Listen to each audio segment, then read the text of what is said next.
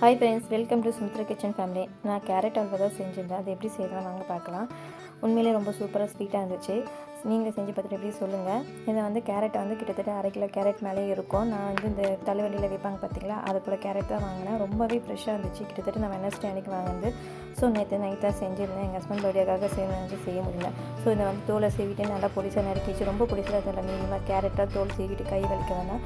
So இதை போல் தோலை சீவிட்டு மிக்சியில் போட்டு பொடிசாக கட் பண்ணி குறமாக அரைச்சிக்கலாம். ரொம்ப குறமான நைஸாக வேண்டாம். இதை போல் எடுத்துக்கிட்டு ஒரு குக்கரில் எடுத்துக்கோங்க. அதிகமான பாத்திரத்தை எடுத்துக்கோங்க. கொஞ்சமாக நெய் விட்டுக்குங்க. நெய் விட்டுட்டு ஒரு ஸ்பூன் நெய் அளவுக்கு எடுத்துக்கோங்க. எடுத்துகிட்டு நல்லா அதை கிளறி விட்டுக்குங்க.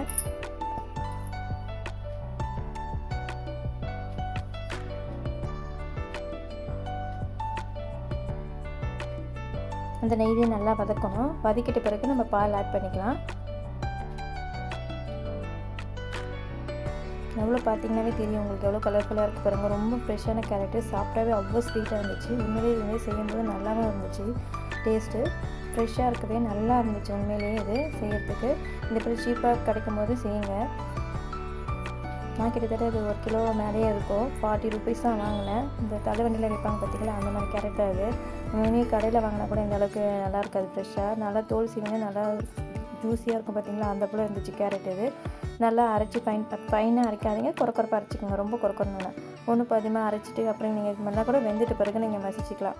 நல்லா பால் ஆட் பண்ணிக்கோங்க. நீங்கள் ஒரு திக்கான பாலை ஆட் பண்ணிக்கோங்க. ஒரு கப் அளவு எடுத்துக்கோங்க. நம்ம முக்கரோட பார்த்தீங்கன்னாவே தெரியும். நான் வந்து பசும்பால் தான் எடுத்திருக்கேன். அதிலே கொஞ்சம் வேணாலாம் பிரிஞ்சு வரும், நல்லாயிருக்கும் அது. ஸோ நம்ம தேவையான அளவுக்கு பால் ஊற்றிக்கிட்டு கிட்டத்தட்ட ஒரு 1/2 கப் மேலே இருக்கும் பால். நான் இந்த அளவுக்கு கேரட் எடுத்துக்கிறேன், இந்த அளவுக்கு கம்மியாக எடுத்துக்கிறேன். நீங்கள் நிறைய எடுத்துக்கிட்டிங்கன்னா குவான்டிட்டி நிறைய எடுத்துக்கோங்க. நான் வந்து ஒரு 3 விசில் விட்டேன்.